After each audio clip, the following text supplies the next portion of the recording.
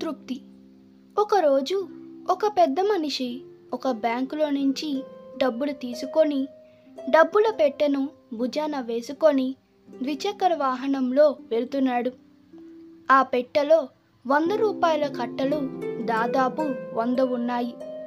అయితే మార్గం మధ్యలో గతుకుల రోడ్డుపై వెళ్తుండడంతో పెట్టె మూత కొద్దిగా తెరుచుకుంది. అందులో నుంచి ఓ 100 రూపాయల కట్ట కింద పడిపోయింది.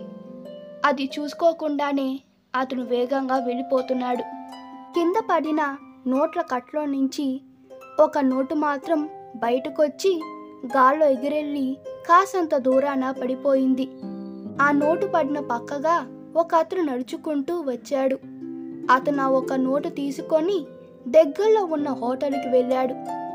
ప్లేటు దోశ, ప్లేట్ ఇడ్లీ తిని ఒక కాఫీ తాగాడు. ఆ తర్వాత అక్కడికి దగ్గరలో ఉన్న వినాయకుడి గుడికి వెళ్ళాడు. అక్కడ హుండీలో ఓ 10 రూపాయల నోటు వేసి దేవుడికి కృతజ్ఞతగా దండం పెట్టుకున్నాడు. సంతోషంతో ఇంటికి చేరాడు. పడిపోయిన నోట్ల కట్టలో 99 అక్కడే ఉన్నాయి. ఆ దారిలో కాసేపటికి వేరే ఒక అతడు వచ్చాడు. అతను ఆ నోట్ల కట్ట తీసుకున్నాడు. వెంటనే లెక్క పెట్టాడు. 100 రూపాయల నోట్లు 99 ఉన్నాయి. మళ్ళీ లెక్కేశాడు. ఎన్నిసార్లు లెక్కించినా 99 ఉన్నాయి. బ్యాంకులో 99 నోట్లున్న కట్ట ఇవ్వరు కనుక మిగిలిన నోటు ఆ పక్కనే ఎక్కడో పడి ఉండవచ్చని అనుకొని వెతకడం మొదలుపెట్టాడు. చాలాసేపు వెతికాడు.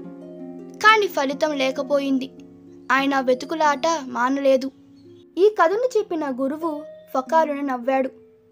ఒక నోటు దొరికిన వ్యక్తి దర్జాగా హోటల్కు వెళ్ళి ఇడ్లీ తిన్నాడు, కాఫీ తాగాడు. కానీ 99 నోట్లు దొరికిన వ్యక్తి వాటిని ఖర్చు పెట్టుకోక మరో నోటు కోసం వెతకడం మొదలుపెట్టాడు. మానవుడు లభించిన దానినో ఉన్న దానినో అనుభవించడు. దాంతో తృప్తి పడడు. లేని దానికోసం బుర్రలు పాడు చేసుకుంటారు. ఉన్నదాని పట్ల శ్రద్ధ ఉండదు. దేహం ఓ వైపు లాగుతుంటే మనసు మరోవైపు పోతుంటుంది. ఈ రెండింటి మధ్య సమన్వయం లేకుంటే ఎంతున్నా అసంతృప్తి తప్పదు.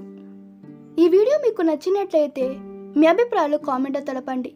Please like, share and subscribe to my channel. Thank you.